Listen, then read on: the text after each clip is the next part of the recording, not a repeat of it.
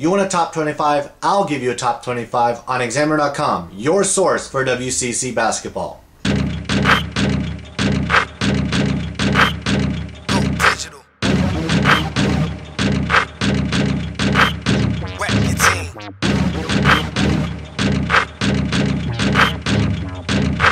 I break your ankles if I post up, pivot. If I'm open and I shoot it, if not, then I dish it.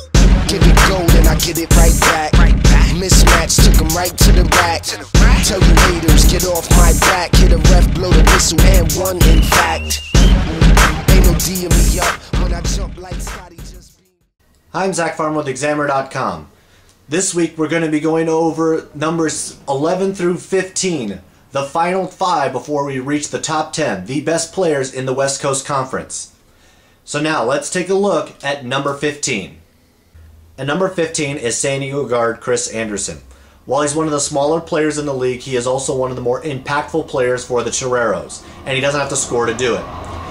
He averaged 5 assists and 2 steals per game last season during his freshman year, with a career high of 13 assists against Portland in an overtime win. He also had his best game in the WCC tournament, and he did it from all facets of the game. He had 14 points, 6 rebounds, 6 assists, and 4 steals. He is a big reason for San Diego's turnaround last year, and him along with number 14 could be a reason San Diego slip into the top 4 or 5 in the league next season. The one thing San Diego was looking for heading into the 2011-12 season was scoring. It was something that they struggled to do in the previous season, and they immediately got a boost from freshman guard Johnny D, who is at number 14. D burst onto the scene and gave San Diego exactly what it needed: an explosive scorer that can give them consistent points night in and night out. And he had his highlight game in the WCC tournament where he scored 30 points against Pepperdine in the second round of the WCC tournament prior to facing BYU in the quarterfinals. With his improvement over the next year, especially considering he's one of the best three-point shooters in the league, to go along with Dennis Kramer and Chris Andersen, who are both already on this list, San Diego could be a team to be reckoned with next season.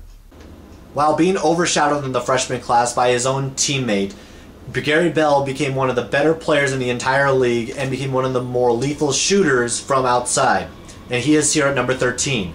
He shot 47% from three-point range, the best in the conference, and just gradually got better and better as the season wore on, with his best game coming against Ohio State, when he scored 18 points in the third round of the NCAA tournament. With his improvement and most of the team coming back from last year's Gonzaga squad, Gonzaga is once again going to be a favorite in the league and also a threat to do some damage in the NCAA tournament. One of the more versatile players next year will be San Francisco forward Cole Dickerson. While last year he was really trying to find himself and get into a rhythm, he did get better slowly and surely over the course of the season and gained more confidence from head coach Rex Walters. He averaged 7 points and 4 rebounds coming off the bench and only made 1 start, but in that 1 start he scored 19 points and grabbed 11 rebounds against Washington State. That game should be able to catapult him in the next year, proving that he can be a starter on that squad against quality teams. And if that's the case, USF could do a little bit more damage than maybe many expected, especially after so many transfers left the hilltop after the season. One of the more exciting yet inconsistent players comes in at number 11, and that's BYU guard Matt Carlino. He is one of the better scorers in the entire league, but he is really inconsistent at the same time.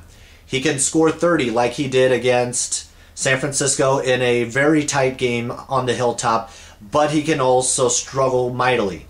There were many times where he went 5 for 14, 3 for 12, and it's those games that really prevented him from being in the top 10 of this list. If he can gain some of that consistency, especially considering he was only a freshman last year, and started to shoot it at a higher percentage, maybe with a little bit better shot selection, he is going to help BYU be a dangerous team again next year. And also that could put him into the top 10 if that consistency arises.